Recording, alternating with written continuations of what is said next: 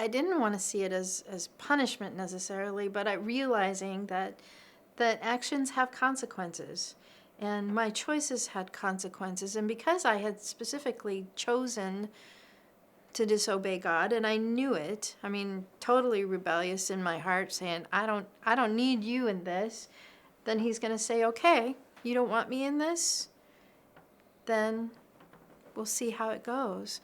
Even natural consequences with children. I mean, they keep making choices. They're stubborn. They're defiant. So there's a time, I think, when God just takes his hands off and says, okay, you can have it if that's what you want, but then you're going to eat the fruit of it, and it's going to be bitter in the end. And it's not because I didn't tell you, and it's not because I don't love you. It's because I do love you. I want you to know you're not going to get away with making these choices. You're not going to be happy. You can't give yourself the gift. You can't fulfill your own needs.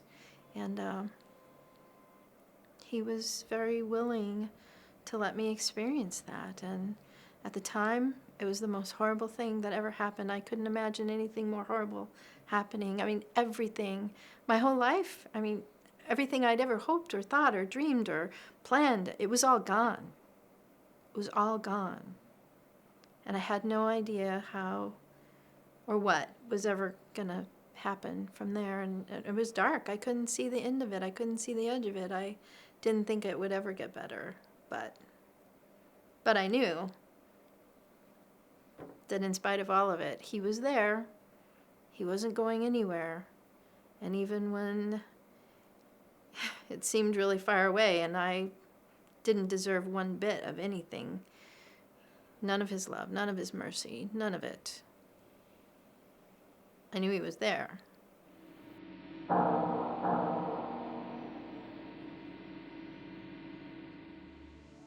One of the hardest things about suffering is that there's no pre-established end date.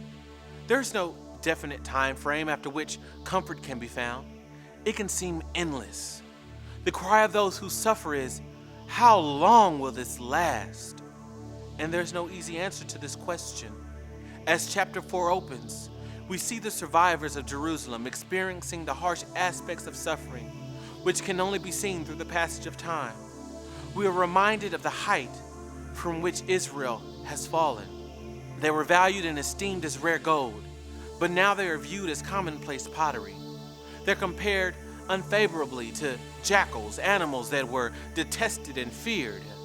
Even with all this that has happened, through the realization, the confession, and the repentance, pain remains. Grief doesn't disappear in a day.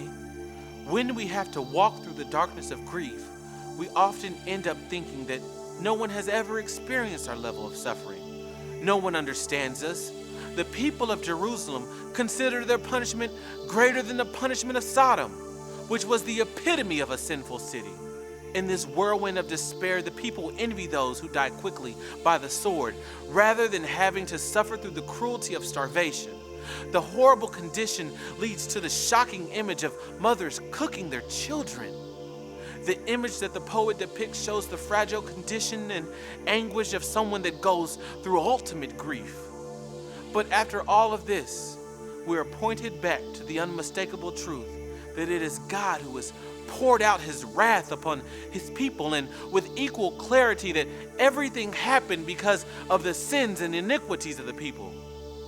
Focus is brought back on the prophets and priests in verses 13 through 14, saying, "This was for the sins of her prophets and for the iniquities of her priests, who shed in the midst of her the blood of the righteous. They wandered blind through the streets. They were so defiled with blood that no one was able to touch their garments."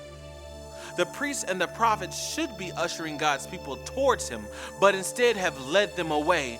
The blame of the suffering is laid squarely on the appointed leaders of God's people. The sin is deeply felt, and the consequences are long-lasting. Yet, despite the long suffering of God's people, verse 21 recalls the theme of hope from chapter 3. The chapter ends with the proclamation that Jerusalem, or the daughter of Zion, has been punished and that her exile will come to an end. God shows his mercy through the promise of the return from exile and future restoration. We see that God's love and faithfulness are not of a cheap or weak nature. He is not a father who spoils his children when they need discipline, nor is he one with a temporary love and faithfulness that erodes over time.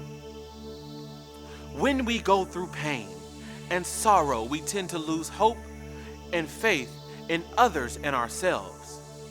We would like to avoid mistakes and trials, but the truth is that they are a part of life. They are a part of our walk with God. So, when we go through grief and we get to the stage where we think we have learned the lesson and we don't deserve more of what we have experienced, we can be assured that God has our lives in his hands and he looks at us with love.